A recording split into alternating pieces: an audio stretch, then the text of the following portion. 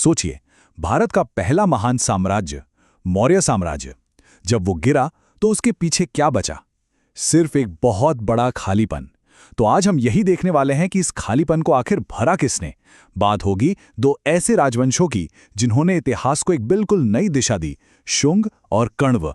तो सवाल यही है कि भारत के पहले ग्रेट एम्पायर के गिरने के बाद इन बिखरे हुए टुकड़ों को समेटा किसने? आखिर वो कौन था? क्योंकि देखिए, जब इतनी बड़ी शक्ति गिरती है ना, तो उस खालीपन को भरने के लिए कोई ना कोई तो आता ही है।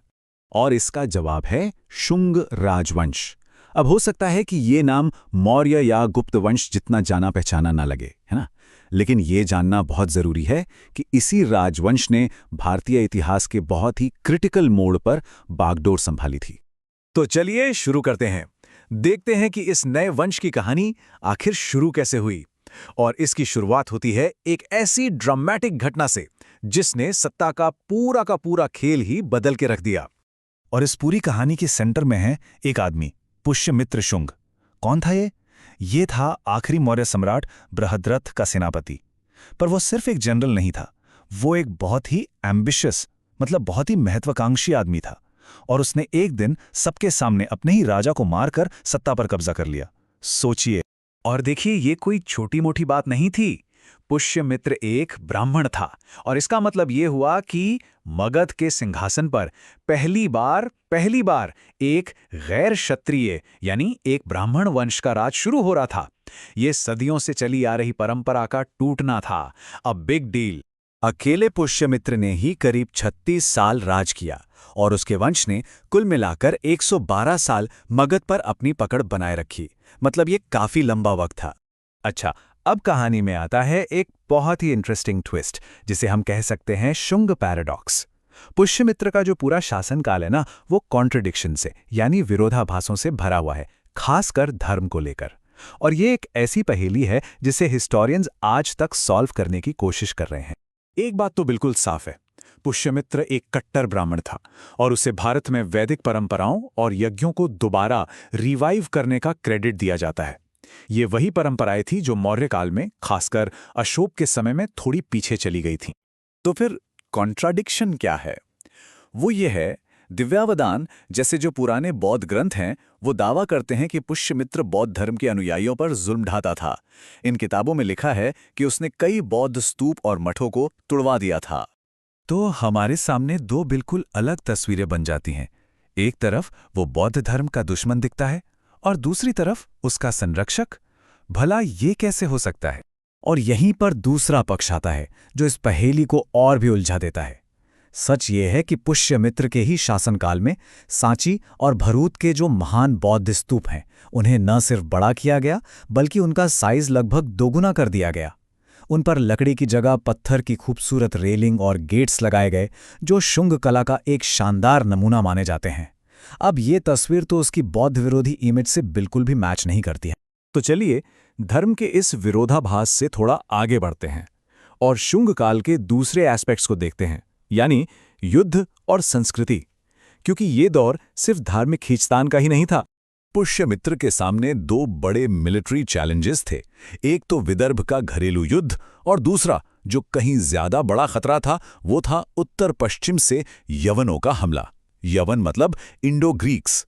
डेमेट्रियस और मिनांडर जैसे राजाओं के लीडरशिप में ये हमले साम्राज्य के लिए एक बहुत बड़ा संकट बन गए थे। और जब उसने इन हमलों को रोक दिया तो अपनी जीत और अपनी सोवेनिटी का ऐलान करने के लिए पुष्यमित्र ने दो अश्वमेध यज्ञ करवाए। ये एक बहुत बड़ा वैदिक अनुष्ठान होता था जो उसकी ब्राह्मणवादी पहचान और उसकी ताकत को जोर शोर से दुनिया के सामने रखता था। लेकिन शुंग काल सिर्फ तलवार और यज्ञ तक ही सीमित नहीं था। ये संस्कृत लिटरेचर के लिए एक गोल्डन एज साबित हुआ। सोचिए, इसी दौर में पाणिनि की अष्टाध्यायी और मनु की मनुस्मृति को फाइनल किया गया।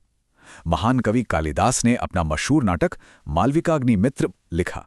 और सबसे इंटरेस्टिंग बात क्या है जानते हैं? बौद्ध जातक कथाएं भी इसी दौरान लिखी गई। ये रहा एक और कॉन्ट्रडिक्शन। शुंगों का इन्फ्लुएंस कितना था, इसका एक बड़ा गजब का किस्सा है हेलियोडोरस का। ये एक ग्रीक एम्बेसडर था जो शुंग राजा भागभद्र के दरबार में आया था और वो यहाँ के कल्चर से इतना ज्यादा इंप्रेस हुआ कि उसने भागवत धर्म अपना लिया। इतना ही नहीं, उसने विदिशा में भगवान विष्णु के सम्मान में वो मशहूर गरुड़ स्तंभ बनवाया, जो आज भी वहां खड़ा है। कमाल है। तो 112 साल के राज के बाद शुंग वंश का अंत भी उतना ही ड्रामेटिक हुआ जितनी ड्रामेटिक उनकी शुरुआत थी। और यहीं से कहानी में एक छोटे पर इंपॉर्टेंट वंश की एंट्री होती है, कर्ण वंश। अब जैसा कि इस टाइमलाइन में साफ देखा जा सकता है, शुंगों ने जहां 1 सदी से भी ज्यादा राज किया, वहीं कण्व वंश का शासन बहुत ही छोटा था, सिर्फ 43 साल। ये इतिहास की किताब में एक छोटे से चैप्टर जैसा था।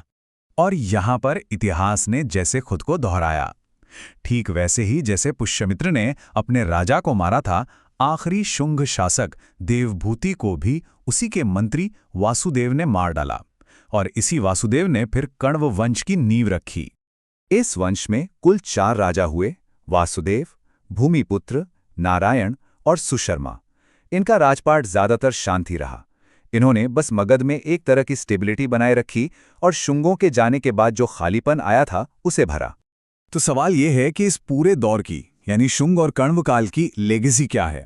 मौर्यों के बाद और अगले बड़े साम्राज्य के आने से पहले का ये जो वक्त था, ये इतना इंपॉर्टेंट क्यों है? कण्व वंश का अंत भी वायलेंस से ही हुआ। 30 BC में आखिरी और कमजोर शासक सुशर्मा को शिमुक नाम के एक एम्बिशियस राजा ने मार दिया, और इसी शिमुक ने दक्कन में एक नई महाशक्ति की नींव डाली, सातवाहन राजवंश। तो कुल मिलाकर देखें तो ये दौर 2 महान साम्राज्यों के बीच एक बहुत जरूरी पुल, एक ब्रिज की तरह था। इसकी पहचान 3 चीजों से है। 1, वैदिक धर्म का रिवाइवल और उससे जुड़े कंट्राडिक्शंस।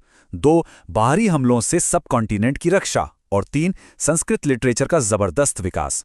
और ये सब हमें वापस कहानी के उसी सेंट्रल सवाल पर ले आता है कि इतिहास को पुष्यमित्र शुंग जैसे कॉन्ट्रडिक्शन से भरे रूलर को आखिर कैसे याद रखना चाहिए? एक जालिम या एक संरक्षक? एक धर्म की रक्षा करने वाला या सिर्फ सत्ता का भूखा? शायद सच इन दोनों के कहीं बीच में है, और शायद यही वो चीज़ है जो इतिहास को हमेशा इतना फैसिनेटिंग बनाती है।